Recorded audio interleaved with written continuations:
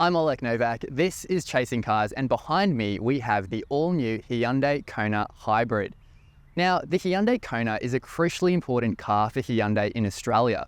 In fact, the brand's projecting that this car will eventually overtake the Hyundai i30 as the brand's top seller locally. In Australia, the brand is going to be offering a really diversified lineup for the new Kona. There's going to be petrol variants, an electric variant to come soon, and of course the hybrid version that we'll be driving today. Now, Hyundai reckons that the hybrid version is going to be the top seller within the lineup for the Kona in Australia. In fact, about 30% of the Konas Hyundai is selling at the moment are hybrids. Now, we've previously speculated about whether the hybrid version of the Kona might actually be the sweet spot in the Kona range in our last video. It does command a $4,000 price premium for the Kona, so today we're going to take this Kona out for a spin to find out if the hybrid version is the Kona that you should be buying. We're going to start by checking out the exterior of the Kona Hybrid, but before we do that, make sure you hit subscribe below. Chasing Cars, honest reviews of your next car. Brought to you by Interestingly, Hyundai say that they developed the new Kona as an electric vehicle first, before then reconfiguring it for the internal combustion variants and the hybrid version that we've got here today in premium spec. Now, as well as that, the new Kona has grown considerably over the generation that it replaces, so it's more similar in size now to its competitors like the Toyota Corolla Cross and the Mazda CX-30. As well as growing in size, it's also taken some other leaps forward in terms of the design as well.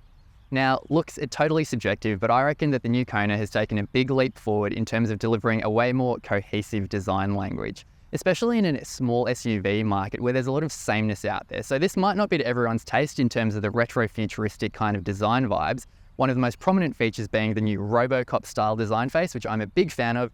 You'd recognize it from the likes of the Hyundai Sonata, the Staria, and the i30 sedan. And I think that it looks really nice in the metal and gives this car a lot of character, which is just missing in the rest of the class, which I reckon is really good. So let's check out what it's like on the inside. As mentioned, the spec we have here today is the Premium, which adds additional features over the entry Kona Hybrid, such as blind spot view monitor, 3D surround view monitors, a smart power tailgate, a Bose 8-speaker premium audio system, a leather interior with heated front and rear seats, and ventilated front seats too, and the front seats are also powered with driver memory settings as well. Getting comfortable inside the Kona Hybrid is very easy. You've got really nice comfortable seats here, which I found really supportive and pleasant to be in over the time that I have had the car. As well as that, you've got 10-way power adjustment for the driver with 2 memory settings, so it's really easy to find a good driving position. You've also got a really nice steering wheel over here, which you might recognize from other Hyundais that have replaced the traditional H logo with a 4-dot symbol, which represents the letter H in Morse code. So as a communications nerd, I quite like that little feature. Now, overall, it's a really pleasant place to be, and philosophically speaking, in the new Kona, it's taken a step up significantly over the previous generation interior. What I do like about it is that there is a nice blend between modern tech but traditional buttons. So what I mean by that is that you have some familiar new items that you might recognize from elsewhere in the Hyundai range, which include, namely, the 12.3-inch dual screens that run along the length of the cabin in front of the driver. So that includes the digital instrument cluster with all the driver displays and also the infotainment media system over here in front of me along the center console too.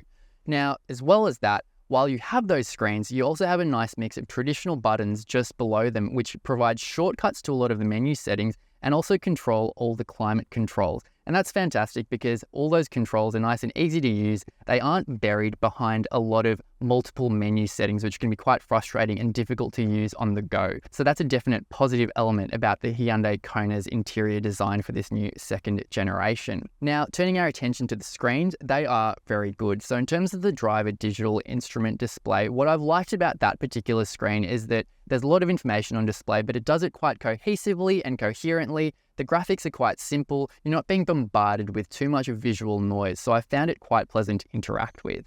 In terms of the infotainment screen, I found it pretty slick to use over my time with the car too. One other area where the Kona has definitely taken a leap forward across the entire interior is just that increase in interior space. And one key element that you might have noticed has changed is the fact that there is no gear lever over here. Instead, that's actually been moved here behind the steering wheel to my right, and that is a shift-by-wire column-mounted gear selector.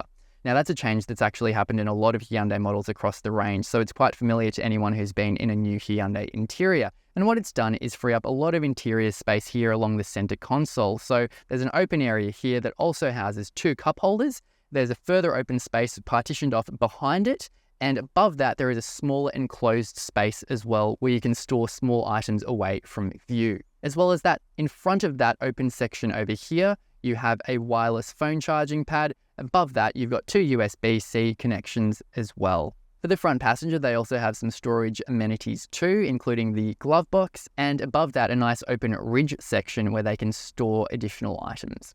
Just like at the front of the Hyundai Kona, it's quite easy to find a comfortable position here for rear seat passengers who haven't been neglected in the hybrid Kona. First and foremost, it's the rear passengers that have benefited significantly from the increased proportions of this second generation car. Now I'm sitting behind my own driving position here. I'm just over 6 foot and I have plenty of leg room, plenty of headroom, plenty of tow room too. Now, for long trips, there's some additional useful features such as the fact that you can recline the rear seats into 2 different positions, just giving that slight bit of incline which might benefit your comfort as well. In terms of other rear amenities, the ambience here in the back, look, it's pretty standard. There are some of those hard, scratchy plastics on the doors which continue from the front, but you do have additional features like map pockets, rear air vents, 2 USB-C connections, and a center armrest here with 2 cup holders. The electric tailgate on the Kona Premium model opens up to reveal 407 litres of boot space. Now that is 33 litres more than the previous generation Kona, and again, that's a result of the car growing in size. So 407 litres, that's not class leading, but it certainly is very good for a small SUV. Furthermore, if you were to fold the rear seats down, they fold almost completely flat, and that would reveal 1,241 litres of boot space, which is very good too. Now, in terms of other amenities that you have in the boot of the Kona Hybrid, that includes a cargo cover, not only that, but also a cargo net. You also have an LED light and some rear hooks over there, and an other important feature, which is under here, a space saver spare wheel too. So how much does the Hyundai Kona Hybrid cost to run? Well, the Kona Hybrid has a claimed fuel consumption figure of 3.9 litres for every 100 kilometres you travel. Now, over my time with the Kona over the past few days, I've experienced between 4 and 4.7 litres per 100 kilometres. Now, that's included a lot of highway driving from Canberra to Sydney, as well as quite a bit of suburban driving. Like its petrol counterparts in the lineup, the Kona Hybrid can take 91 octane fuel as well. In terms of servicing costs, the Kona Hybrid will cost you $399 per service, and the servicing intervals are every 15,000 kilometres or every 12 months, whichever comes first. Over 5 years, that's going to set you back about $1,995. In terms of warranty, the Hyundai Kona Hybrid is covered by a 5-year unlimited kilometre warranty, and the battery is also covered by an 8-year 160,000 kilometre warranty too. So what about insurance costs? Well, in 2022, the medium budget direct customer spent $951 to comprehensively insure a Hyundai Kona. Bear in mind that this is predominantly for the old model, which did not yet have a hybrid. Now, everyone's situation is different, and your premium will vary based on things insurers take into account, like where you live, how you drive, and where you garage your car. So how does the Kona Hybrid drive? Well, overall, you'll see as you watch my driving impressions that quite well overall, I think. In terms of what powers this hybrid vehicle, you have a 1.6 litre engine that's paired with an electric motor, and overall the power outputs of that are 104 kilowatts and 265 Newton meters of torque. Now, the power figure is comparable to the 2-litre naturally aspirated version of the Kona, and the torque figure is comparable to the 1.6 litre turbo.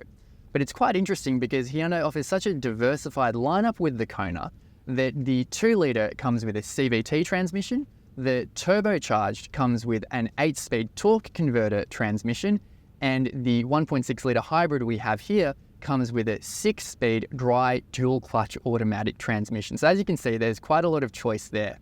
Not only that, but this is a front-wheel drive only vehicle, just like the 2-litre CVT, whereas the 1.6 litre turbo is an all-wheel drive vehicle. So is this the sweet spot for the Kona range in terms of the hybrid?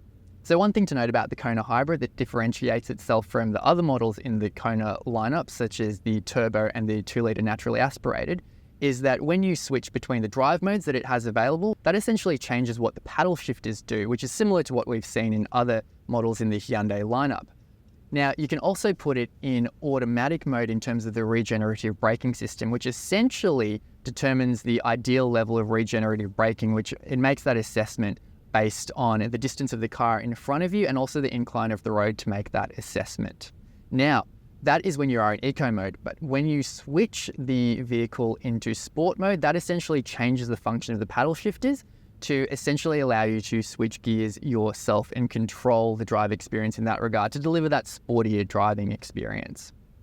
So in terms of how the power is delivered to the road, overall, it's quite a positive experience. The car is very smooth, it's a very quiet engine. Look, it's not going to set any land and speed records, but overall, for what it is designed to be as a daily runabout, it delivers a really smooth experience and the powertrain feels quite nice. So what about in terms of the ride and handling balance? One thing to note about the Kona Hybrid is that unlike the 2-litre continuously variable transmission versions of the Kona, they come with a torsion beam rear suspension setup, whereas the Kona Hybrid comes with a multi-link rear suspension setup.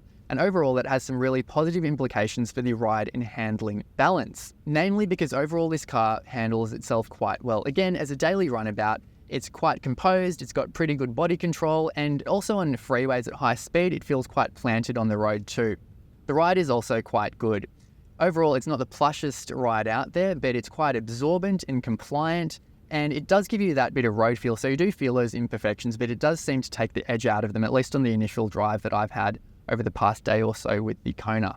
So with the ride and handling all delivering quite a good experience so far, that's also true of the steering, which again, there's not too much to say in that regard other than the fact that it's a very light unit, it's really easy to place the car on the road, it's very progressive feeling and predictable as well. The brakes also have quite a good feel to them, they're quite easy to modulate and again, predictable, so they add to that very easy to drive experience that you're getting overall in the Kona Hybrid.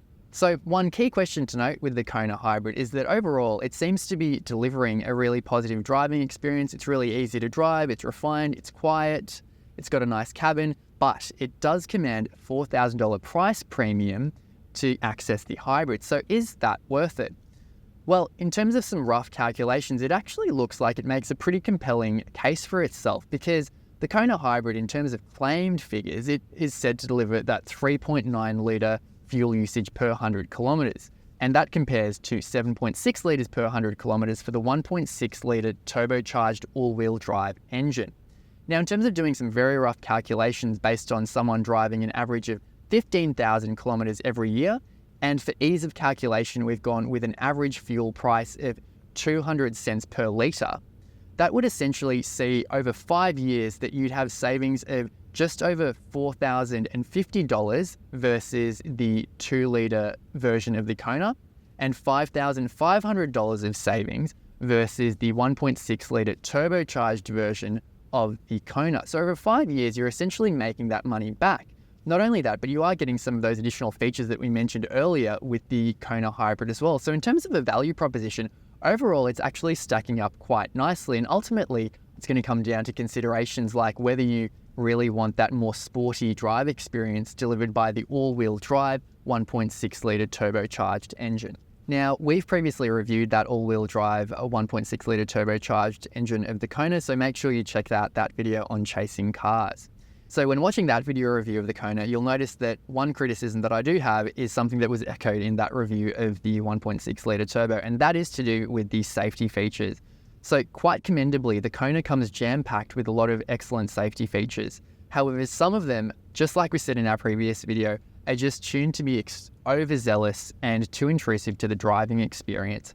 So for example, the speed limit warning is a particularly nasty offender in terms of constantly beeping at you in terms of sometimes getting the speed limit wrong or just continuously beeping and alerting you even if you go just 1 kilometre above the speed limit.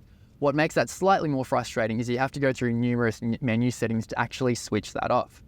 Furthermore, there is a camera here right in front of me that's monitoring my interactions with the road. So if I'm looking away from the road for too long or if I'm appearing drowsy, it's obviously giving me a warning that you've looked away from the road for too long or that you need to take a break. And that's something that's particularly frustrating because sometimes you need to look behind you to change lanes or you need to actually look at the speedometer or the map and it's instantly starting to alert you that you should have your eyes focused on the road. So it feels like it hasn't been tuned to perfection just yet in that regard. In terms of other safety features like the lane keep assist and the lane departure warning, I didn't find them to be too bad. With that, you at least have an easy function on the steering wheel where you can switch that off to your liking as well. So, is the Kona Hybrid the Hyundai Kona to buy?